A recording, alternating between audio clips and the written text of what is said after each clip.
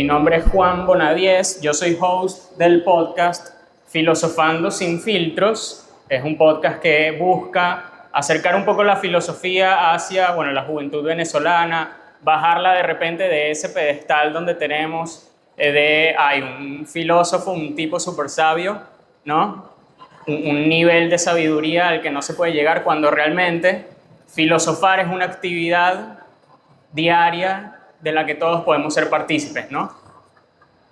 Algunos piensan que todos los filósofos son personas que ya fallecieron. O Ah, sea, es tan solemne el tema de ser filósofo que no pareciera que todavía haya una persona que su quehacer sea justamente el de filosofar, porque ya va, ser filósofo es ser una persona ya fallecida, ¿no? Y como siempre se hace referencia a grandes filósofos que efectivamente tienen muchos años de fallecido, entonces se crea esa imagen, ¿no? Pero tienes razón, o sea, filosofar es justamente pues una actividad muy humana que se pregunta sobre lo verdaderamente importante de cada momento, de la vida de cada uno, ¿no? sí, y el nombre del podcast está en gerundio, ¿no? O sea, estamos filosofando, es una acción que estamos haciendo. Hay un ensayo de Juan David García Vaca, gran filósofo español que inmigró a Venezuela y se nacionalizó venezolano, que se llama De la gran importancia del filosofar, de la menor de la filosofía y de la mínima de los filósofos. O sea, es más, él tenía más importante el filosofar como acción que los mismos filósofos, ¿no? Entonces, es un poco eso, compartir el filosofar como algo de lo que todos podemos ser partícipes. Y hoy, bueno, con motivo también de lo que es este festival, ¿no? Que es el Festival del Libro y la Lectura. Y nosotros, yo, Juan Bonadies, y aquí el profesor Gabriel Gutiérrez, que me acompaña, profesor de la Universidad Monte Ávila, que ha dado también varios años la materia de literatura. Me dijo el profe cuando le comenté de este tema, que es educar con la lectura, que bueno, el profe tiene algunas ideas de cómo hacer, cómo encender esa chispa lectora en los estudiantes, ¿no? Entonces, los invito a acercarse, ¿no? Porque digamos que estamos aquí con un montón de stands de libros que esperemos que todos puedan adquirir alguno el día de hoy y el día que falta también del evento, pero lo que hay que extender también es ese amor por la lectura, ¿no? Sobre todo en el país con el tema del lenguaje del cual ya vamos a hablar que está tan deteriorado, digamos. De hecho, celebro el que el nombre del evento sea Festival del Libro y de la Lectura. Ahí está el libro como quizás el objeto que se nos ofrece como una realidad que nos puede hacer vivir otros mundos, vivir otras vidas que no alcanzamos a vivir de manera, digamos, como que existencial. Pero lo interesante es la lectura. Se habla del Día del Libro y yo creo que hace ya muchos años se ha extendido como que del libro y de la lectura. Yo no conozco la razón por la que añadir otra palabra, pero al menos celebro lo que significa para mí, que el tema no es, ya yo tengo un libro, sino la lectura y hacerlo habitual, ¿no? Está ese mal chiste de, oye, ¿qué le regalo a Gabriel? Bueno, voy a regalarle un libro. No, él ya tiene uno, ¿no? O sea, qué tontería. Entonces, claro, con el tema de la lectura ya no es lo mismo, porque sí me pueden regalar una lectura. Me pueden decir, dale un libro para que haga esta lectura. De manera que efectivamente estamos en este festival donde muchos quieren adquirir el libro físico, pero lo importante es que lo asimilemos intelectualmente y eso es la lectura y eso es lo que a mí me ha apasionado descubrir cómo incentivarlo. Sí, yo quería iniciar también con una cuestión que es importante de cara a Venezuela y al estado de la educación también, porque estamos hablando de educar con la lectura, ¿no? Entonces, pasa en Venezuela esto de la crisis del lenguaje. Yo tengo aquí expuestos dos libros de los que podemos hablar un poco, pero son dos de muchos esfuerzos que hablan sobre el tema de la lectura y que aportan bueno, cómo buscamos que no solo que se lea más, sino que esa lectura tenga profundidad, de valor, de sentido, ¿no? Aquí el libro de Rafael Cadenas, el poeta venezolano que ganó el premio Cervantes, en torno al lenguaje, uno de los ensayos más importantes de Venezuela, que cuando yo lo leí, yo dije, este libro debería ser obligatorio. Esa fue como una de mis conclusiones cuando yo lo terminé. Y en lo que constata, ya en los años 80, era que había una crisis del lenguaje porque no conocemos nuestro idioma, decía. Y hace también una crítica a la manera de enseñar castellano en las escuelas. En los años 80 él ya hablaba de un deterioro del lenguaje y tiene muchas ideas filosóficas en torno a cómo el lenguaje es lo que construye nuestra interioridad y por lo tanto el enriquecimiento también humano. O sea, hay un aspecto antropológico de, en la medida en que se enriquezca el lenguaje, se enriquece el hombre. Y él decía, bueno, por lo tanto, en la defensa, era la frase, en la defensa del hombre ha de incluirse la del idioma, ¿no? Hace poco salió un informe de un estudio de la Universidad Católica Andrés Bello que decía que el 70% de los estudiantes de sexto grado a quinto año están reprobados en matemáticas y habilidad verbal y su calificación promedio apenas supera los 7 puntos, ¿no? Aquí no vamos a hablar de matemáticas, pero sí de la cuestión del lenguaje. Y entonces supone que ese deterioro del cual ya Rafael Cadenas hablaba en los años 80 se ha ido agravando, ¿no? La cuestión es educar entonces con la lectura, como, bueno, nosotros como profesores, ¿qué podemos hacer frente a esto?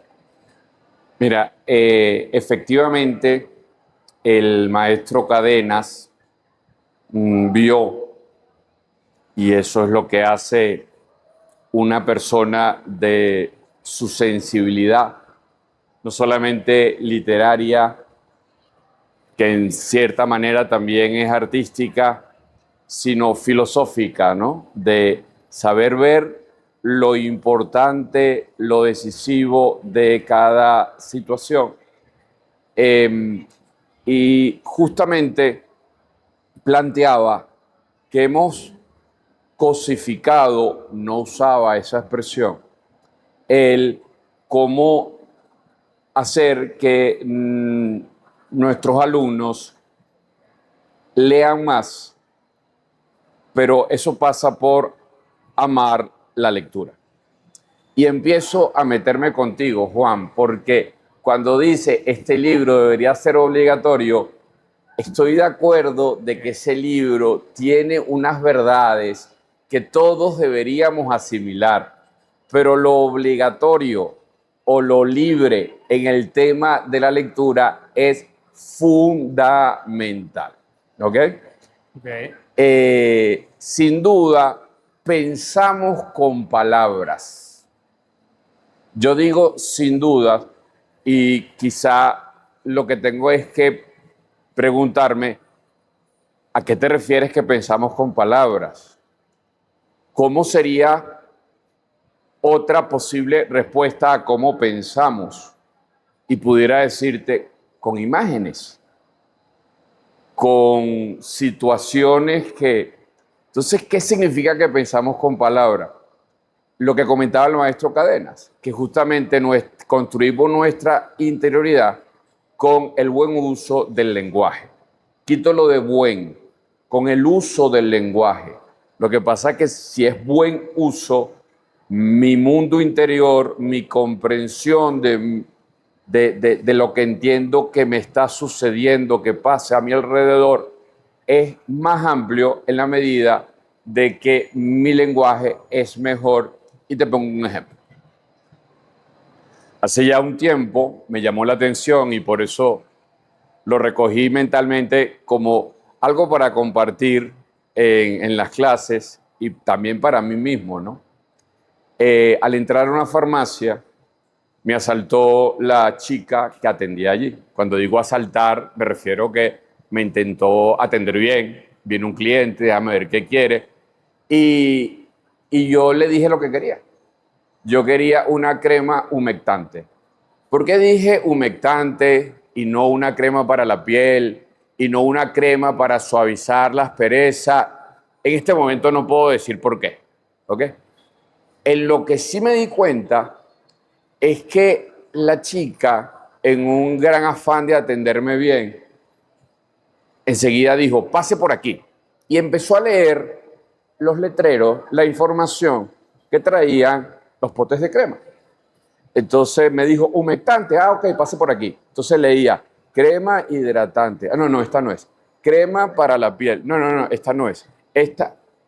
Y yo me quedé asombrado de cómo, al desconocer el significado de una palabra, tu mundo es un poquitico más chiquito. Porque al no saber lo que es humectante, no te das cuenta que con el hidratante ya hubieras hecho la venta, ¿verdad? Porque si pasas por humectante y sabes lo que es, como cuando dices una crema para suavizar la aspereza de la piel, pues ya sabes que estás encontrando una crema humectante. La anécdota, por supuesto, no quiere meterse con la ausencia de vocabulario culto, no. Todos tenemos un vocabulario y lo vamos ampliando. La anécdota me parece que es valiosa como un ejemplo de que los límites de nuestro lenguaje son los límites de nuestro mundo. Y esta afirmación es de Wittgenstein, ¿de acuerdo? Por cierto que todas las ideas que yo estoy transmitiendo las leí. No es que se me ocurrieron al margen de enterarme a través de la lectura de lo que otros han pensado. ¿Ok? Entonces, volvamos a lo que planteabas tú del libro obligatorio. Sí, yo entiendo el contexto en lo que lo estás diciendo y al mismo tiempo empiezo a citar algunos autores que me parecen fabulosos de cómo han descubierto cómo incentivar la lectura.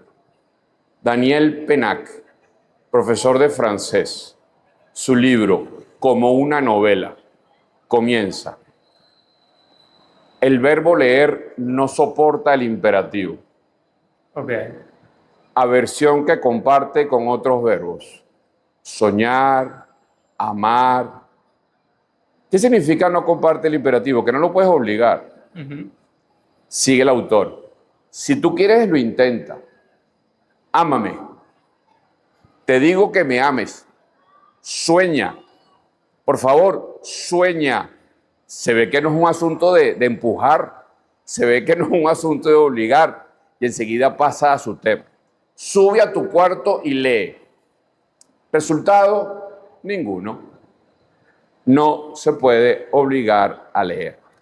Eso significa que solo tengo que esperar que me nazca el deseo de leer algo y no imponerme un esfuerzo. No, eso no significa eso. Lo que significa el verbo leer no soporta el imperativo es que por más que lo intente, no vas a conseguir nada. El único que puede obligarse a leer es uno mismo. Entonces, puedo corregirme y decir, ok, no debería ser obligatorio para todo el mundo, pero estaría muy bueno que todo el mundo lo leyera. Sin duda.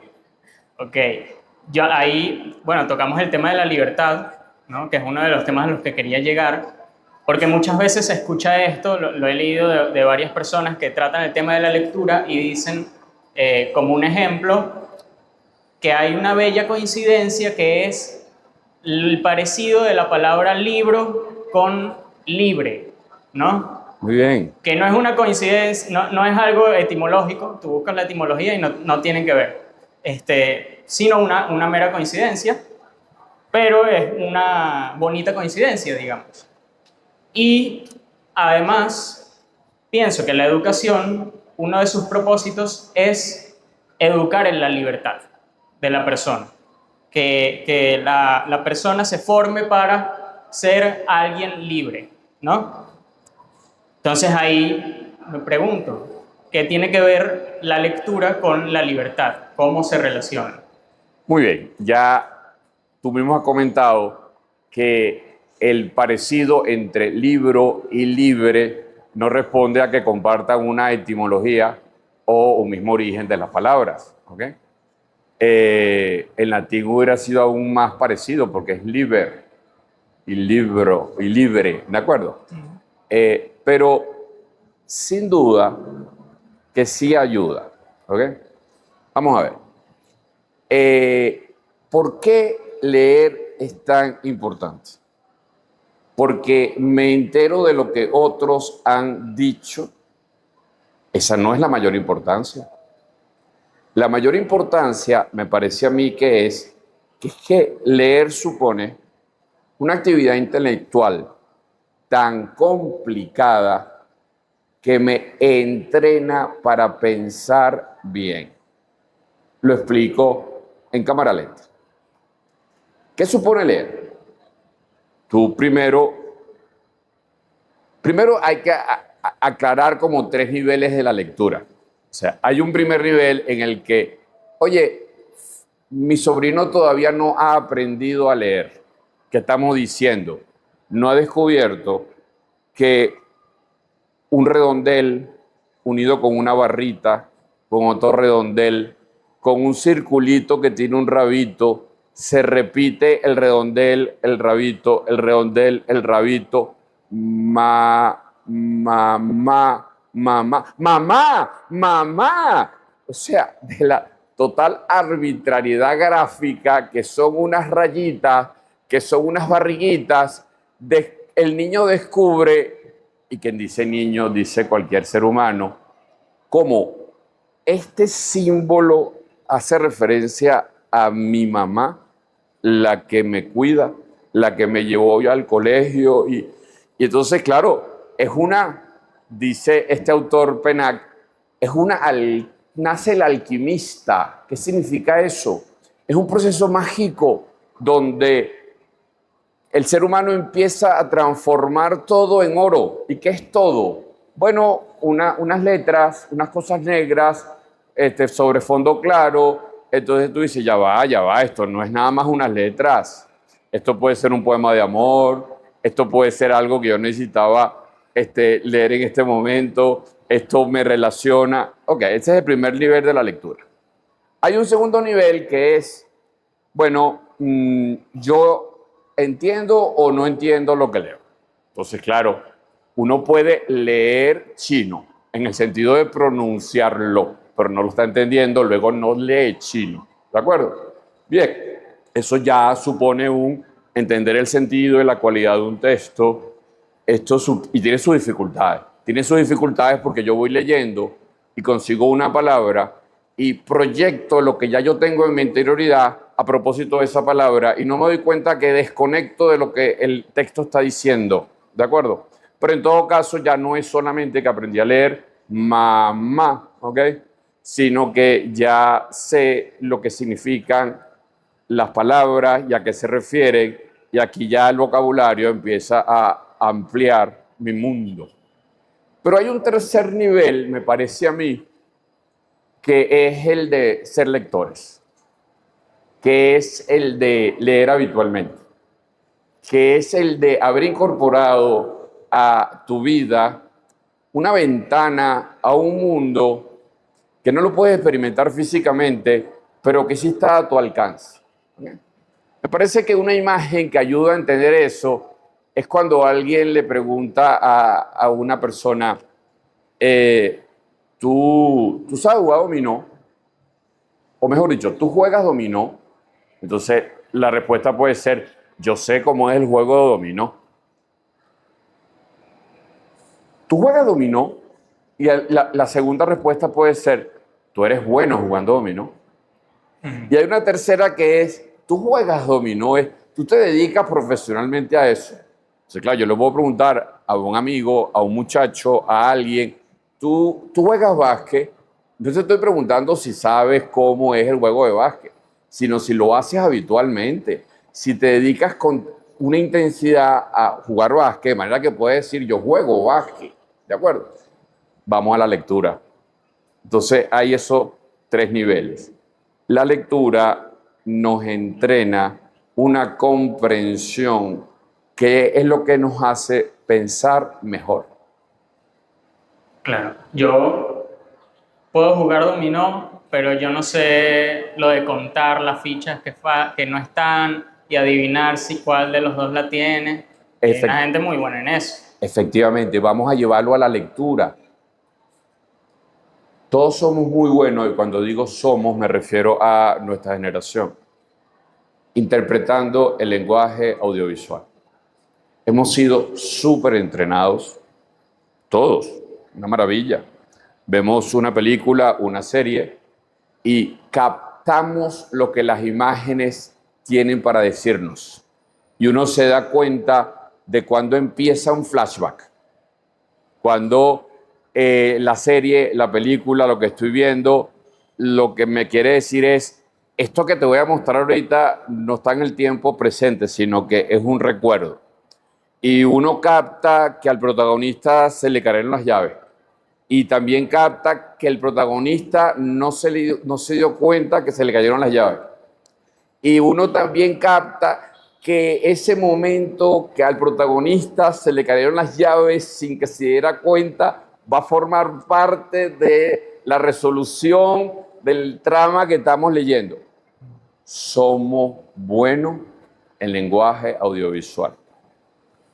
Hemos dejado de serlo en la lectura. Leemos un libro y nos cuesta mucho captar todo lo que nos transmite. Leemos una novela y no somos capaces, vuelvo a la referencia al dominó, en contar la ficha, ver que el otro pasó con 4, con lo cual el que tiene el 4 es el otro, pero no puedo hacer señas con mi compañero, pero él abrió y él me pidió 4, puede ser que sepa que tengan los otros 4 que faltan, hizo solo 7 4. Bien, me parece que el ejemplo es válido. Entonces, volviendo al tema que nos interesa, se educa con la lectura mucho, porque la lectura es un proceso intelectual que activa nuestra manera de comprender y procesar el mundo, las relaciones, experimentar cosas que no nos ha tocado ni desearíamos vivir físicamente. Ok. Para comentar a los que vayan llegando, este es un episodio en vivo del podcast Filosofando sin filtros. Mi nombre es Juan Bonadíez y estoy con el profesor Gabriel Gutiérrez de la Universidad Monte Ávila y estamos hablando sobre educar con la lectura. Yendo a ese tema, ¿no? De la contraposición entre la imagen y la palabra, ¿no? Cuando uno está en un salón de clases, quizás se pueda ver forzado a que el estudiante quiere más que se le enseñe a través de la imagen.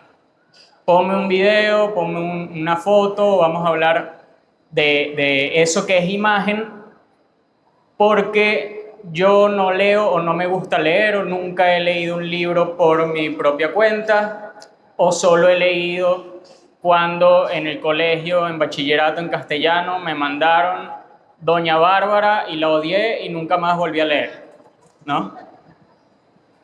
¿Cómo afronta eso el profesor para además buscar encender esa chispa de la lectura, ¿no? Tomando en cuenta también lo que hablábamos antes de no se puede obligar a amar, ¿no? Y si queremos amar la lectura, entonces la lectura no tiene que ser obligada, imperativa, como usted comentó, citando a Daniel Pennac. Efectivamente. Se trata de que yo quiera pasar por ese proceso intelectual de identificar las ideas principales de lo que me están diciendo. El otro libro que tienes aquí del doctor Rafael Tomás Caldera, nuestro profesor de la Monte Ávila, y también ha sido profesor de la Simón Bolívar, y quizás muchos también lo llaman nuestro profesor porque han leído sus libros y se dan cuenta de la claridad de su pensamiento. Explicaba, además, sabiéndose que no estaba inventando nada, sino que estaba recogiendo lo mejor de una tradición que ha aprendido a aprender de la lectura. ¿Qué leer significa? Separar las ideas, análisis. Análisis a veces nos parece que significa sopesar hasta dónde puede llegar esta idea y tal, pero literalmente significa separar. Okay. Segundo, una síntesis, que también la palabra la hemos maltratado un poquito y creemos que significa solo resumen, cuando en el fondo significa volver a hacer. Por eso el aceite sintetizado distinto del aceite, el sintético distinto del aceite de carro natural. Y finalmente la crítica, que no significa hablar mal del texto, sino calibrar la cualidad que tiene. ¿Okay? Entonces, como eso es difícil, yo no puedo esperar, como en cualquier otro proceso de educación, que la persona quiera hacerlo, sino que tengo que entrenarlo un poquito, tengo que mostrárselo, tengo que hacerle descubrir que cuesta, pero también animarlo cuando va descubriendo el poder que tiene saber leer en los 3 niveles que hemos descrito. El que descubre que unas rayitas pueden significar una palabra y la palabra hace referencia a una realidad. El que está acostumbrado a interpretar esas rayitas y generalmente entiende lo que está leyendo, y el que la tiene por costumbre, como una manera de vivir otras vidas que no son las mías, considerar unas ideas que no son las que se me ocurrieron a mí, pero en la medida que las leo y las hago mías, ya pasan a ser mías. Entonces me preguntabas tú por la oposición imagen y palabra o lectura en clase, en la vida, en la cultura. En primer lugar, no es una oposición de que si me gusta leer, entonces no me puede gustar el video. Exacto, no es elegir uno y otro. Exactamente, no hay un dilema. Lo que hay es un entender que con la imagen consigues algo de una manera más asequible, pero que no llega no alcanza lo que puedes conseguir leyendo. Y te pongo un ejemplo. Tú dices que los alumnos prefieren el video en la clase o que el profesor lo explique en vez de leerlo, porque claro, estamos hablando de lectura. Está registrado allí, permanece en el tiempo, no hace falta sincronía para enterarme. Que el profesor diga algo, entonces si no lo estoy oyendo, no me entero. O que el profesor me muestre un video donde más que darme ideas, me da imágenes. Ok.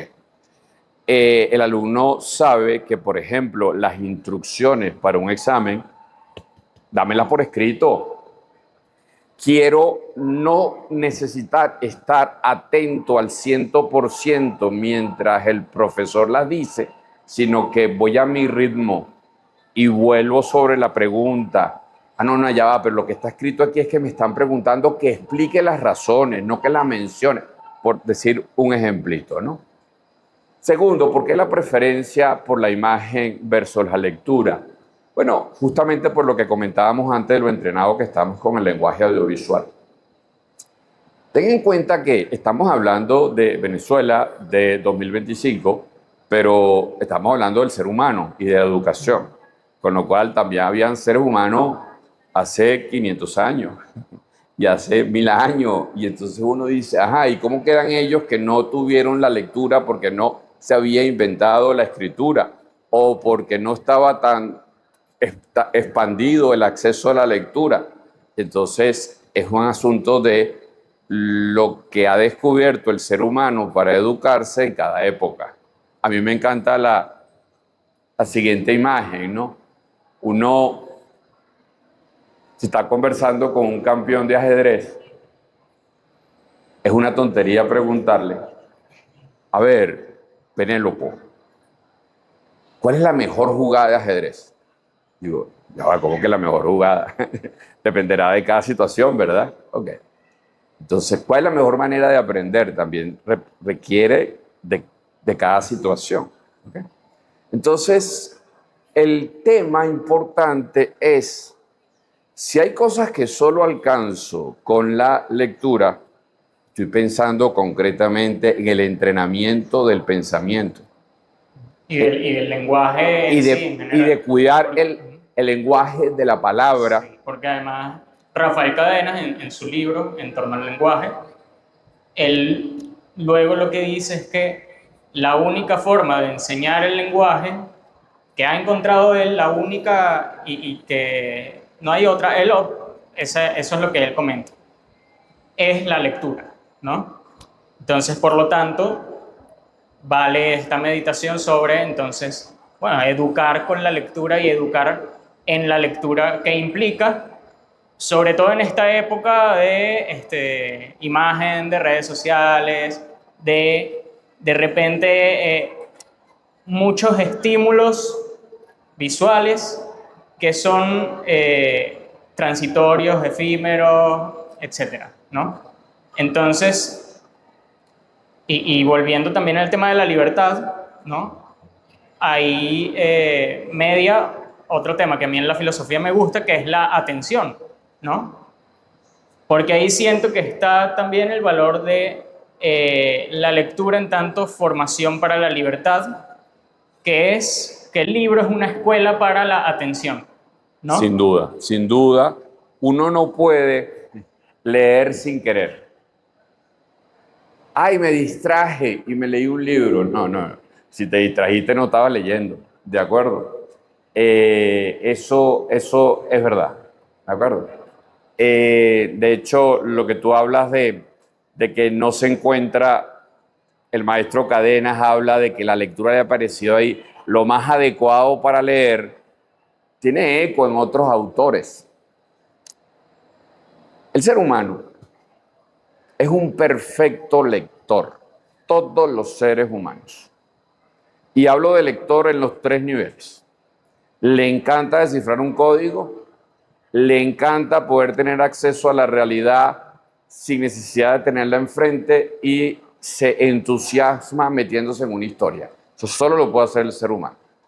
¿A qué me refiero que somos expertos? O sea, un niño, cuando le echan un cuento, es el perfecto lector, lo quiere todo, quiere detalles, incluso dice, vuélveme a contar el cuento. Entonces, es un tema de seguir defendiendo que leer es un placer, pero no solamente como una posibilidad de quitar la imagen tediosa de la lectura, sino que es realidad, es una verdad. O sea, entonces luego lo que hay que hacer es recuperar el placer, porque si alguna vez lo experimentamos, es posible recuperarlo. ¿En qué estoy pensando? En qué hace falta para que uno mismo, no hablemos de que solo el alumno prefiere el video a la lectura, uno también, ¿Qué está haciendo el profesor? Exacto. A veces hay profesores que llegan y se resignan y dicen, no, es que esta generación no lee y ya no se esfuerza en intentar, bueno, cómo hacer que lea. Y descubrí entonces en clase que las clases de literatura deben empezar diciendo, vamos a darle otra oportunidad a la lectura. No porque lo hizo mal, sino porque no has comprendido, fulanito, fulanita, lo maravillosa que puede llegar a ser. Entonces, ese darle otra oportunidad es apuntar a pásala bien. Pásala bien que no tiene que ver con comodidad, tiene que ver con la alegría de descubrir algo que no era obvio, que no estaba allí al alcance de todos, sino solo del que lee. Entonces, tú comentabas que la gente, los muchachos, uno mismo, odió los libros de bachillerato porque nos lo obligaron. El problema no era el libro, el problema fue la imposición de leerlo. Y esa sola imposición fue desastrosa porque nos hizo odiar el libro. De hecho, a veces se fomenta un placer y un gozo por algo porque nos lo prohíben.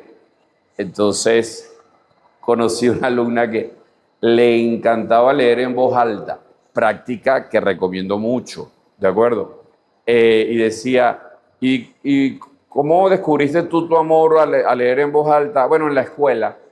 Ah, mira, la escuela tiene algo bueno. No, es que como la escuela me lo prohibía, yo quería hacer lo contrario, ¿de acuerdo? Entonces, estamos hablando de saber que la lectura es un camino, un proceso, una herramienta fabulosa para educar. Y Entonces personal también y en ese sentido. personal, bueno, eso es un asunto que da miedo. Da miedo no entender. Da miedo pensar que no voy a terminarme el libro. Da miedo creer que no tengo tiempo para leer. Esos tres miedos es lo que nos han alejado de los libros. Pero son miedos que se pueden conjurar. Son miedos que se pueden hacer perder. Porque yo puedo pedir lectura, dar de leer gratis, sin ponerte contra la pared de que dime qué entendiste, como diciendo es que si no sé lo que entendió y déjame decirle lo que el profesor quiere que le diga y no, o sea, no te cobro, no te pido las ideas principales, no te digo que me expliques qué entendiste, no te doy de leer gratis. Lee y vamos a conversar sobre lo que leíste y qué entendiste tú, pero no está mal lo que tú hayas entendido, porque no quiero manchar el tema de la lectura con una obligatoriedad, con una molestia que va a arruinar el proceso de la lectura. Yo personalmente, cuando digo yo, me refiero a cada persona, se impondrá el esfuerzo de leer una lectura áspera o ruda, ¿de acuerdo? No estoy diciendo que solo leamos cosas que nos transporta inmediatamente a otro mundo emocionante. No, pero soy yo el que me esfuerzo. Entonces, cuando la escuela no apunta a que la lectura es placentera intelectualmente hablando, se equivoca, pienso yo, con muchos otros autores, y la hace odiosa y la arruina como herramienta para educar. Ahí quiero terminar con el tema de buscar tiempo para leer, pero antes hacerle un elogio a usted porque también yo creo que importa mucho la selección de textos que ofrezca el profesor, ¿no? Y creo que usted es muy bueno seleccionando los textos que da en la clase. Entonces, Eso se puede ver a que yo he perdido tiempo leyendo muchos textos y decir, este es el que vale la pena, pero a mis alumnos quiero que experimenten un menos mal que vine, menos mal que atendí a esta clase. Y en ese menos mal uno ofrece lo mejor. Me preguntabas por el tiempo para leer. sí, porque hoy de repente uno puede decir, no, trabajo, familia, estoy tantas horas en el transporte yendo y viniendo al día, no tengo este tiempo, ¿en qué momento puedo leerme este libro de 300 páginas? Me es muy difícil, ¿no? ¿Dónde sacar el tiempo para leer? Bien, efectivamente. uno dice, bueno, pero ¿a, a qué le quito una hora de lectura diaria? Por decir una hora, puede ser 15 minutos. A estar con los amigos, entonces tú dices, pero ya va, es que nadie tiene tiempo para leer. Ni yo ni tú. Nadie. O sea, no existe un tiempo que o lo usas para leer o no puedes hacer otra cosa en ese momento. No existe. El tiempo para leer siempre es tiempo robado. Robado a otras actividades. Robado a, bueno, si yo tengo que esperar, robo tiempo a ese tiempo, a ese tiempo de espera. Y en vez de simplemente esperar, me pongo a leer. Yo robo tiempo de sueño y entonces, bueno, me permito robar, no dormir 20 minutos más, sino robar el tiempo al sueño.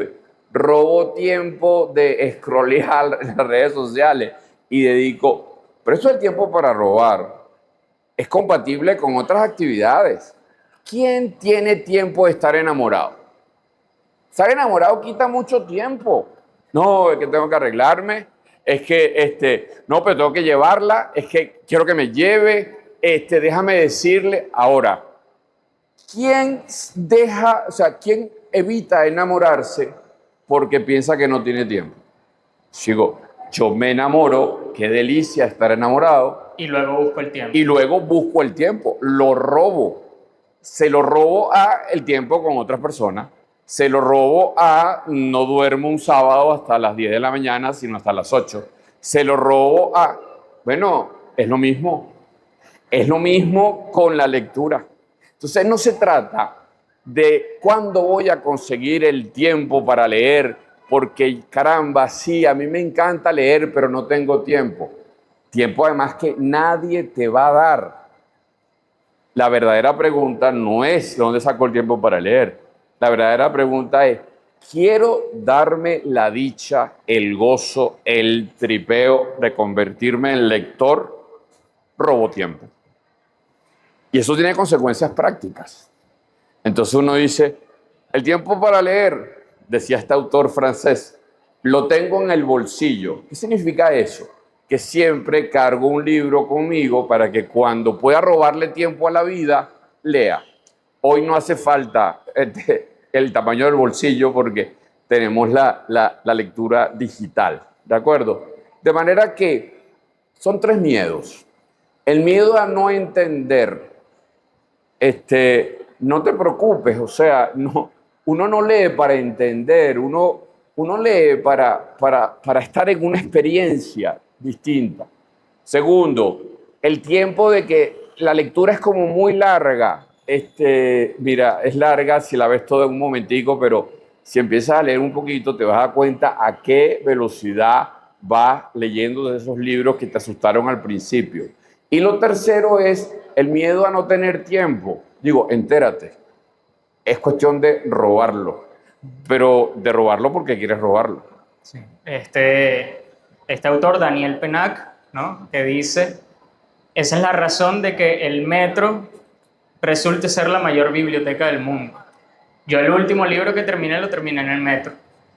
Y yo puedo ir aquí en el metro de Caracas y veo mucha gente que de repente está con el celular jugando Candy Crush. Quizás podría leer y sería ese robo del tiempo que buscamos. Entonces esa persona no podría, bueno, es que no tengo tiempo. Bueno, estabas ahí en el metro, si en vez del Candy Crush hubieras tenido un libro, hubieras tenido esos minutos. Y hay tiempo para cada cosa. Nosotros pasamos aquí un tiempo conversando y no estábamos leyendo. Quienes están con nosotros no están leyendo en este momento. O sea, tampoco es que hace falta estar todo el tiempo leyendo, no.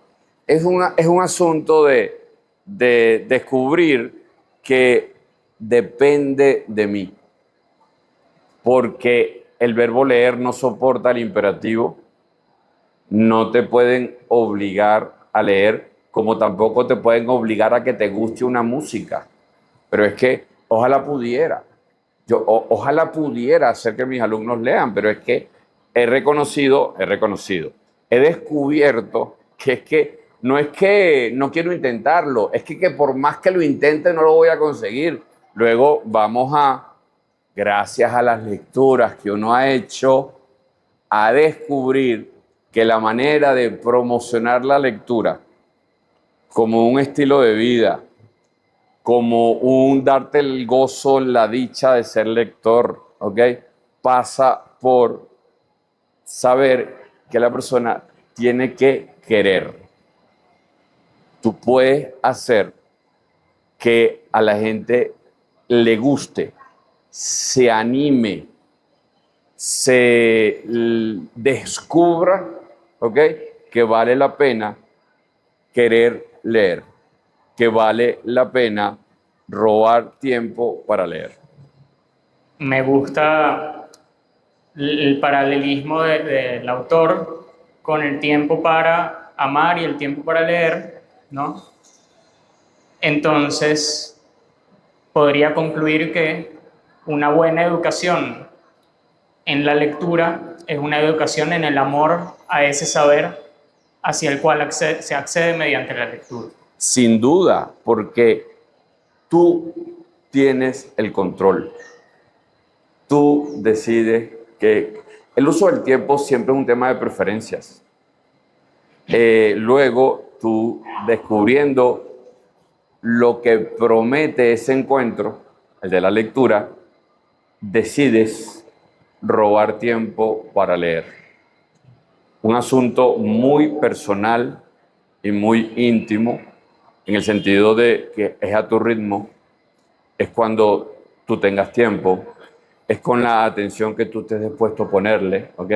No es una actividad colectiva es que a mí no me gusta porque es que me empujan me obligan a... No, no, no, no, no, no, no. Es un encuentro con uno mismo el leer, porque cuando uno empieza a leer, descubre que los buenos libros estaban escritos para uno. Y uno termina diciendo, pero este autor, ¿cómo supo lo que me está pasando? Es que por eso se convirtió en un libro, por eso se convirtió en un clásico. Por eso alguien que con su sensibilidad humana vio algo que se da cuenta que sus contemporáneos no lo ven, decide escribir un libro. Saint-Exupéry, El Principito, descubre la importancia de no perder la inocencia aunque uno sea adulto. Mira para un lado, mira para el otro, como dice la canción de Pedro Navaja de Rubén Blades. Y se da cuenta que los demás no captan eso. Digo, no, yo voy a escribir un libro para que lo vean. Entonces un libro siempre es un lente. Un libro siempre es una posibilidad de ver lo que no es obvio, y en eso se convierte en un libro. Y eso es lo que dice, pero entonces yo quiero asomarme a ese lente para ver lo que no puedo captar a simple vista. Y a la simple vista significa lo que ya yo considero que es importante para la vida, que he decidido cómo llevarlo. Digo, ya va, yo quiero ponerme ese lente para ver más. Para ver más, me quedo con eso. Yo creo que con esto terminamos. No voy a obligarlos, pero les recomiendo En torno al lenguaje de Rafael Cadenas y de la lectura y del arte de escribir de Rafael Tomás Caldera, grandes autores venezolanos. Recuerden que este fue un podcast de Filosofando Sin Filtros. Nos pueden seguir por todas las redes como @filosofando sin filtros y buscarlo en YouTube. Si quieren que alguien vea esto que acabamos de decir, mañana espero que salga publicado después de las 5 p.m., así que lo pueden buscar en YouTube y en Spotify.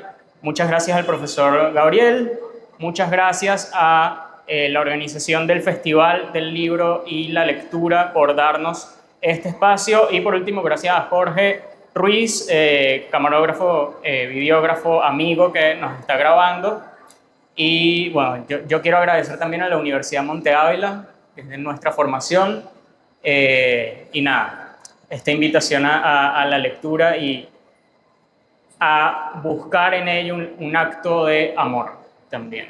Es así. En la universidad, quienes fueron mis alumnos, nos encontramos en el pasillo, es ese saludo cordial. Cordial significa desde el corazón, ¿eh? Cordial. Cordis. Cordis. Entonces, qué bueno el saludo cordial, ¿ok? Entonces, la simple expresión, profe, estoy robando tiempo, significa mucho para él y significa mucho para mí. Significa que entendió que es él el que decide si se convierte en no y disfruta ser lector. Muchas gracias.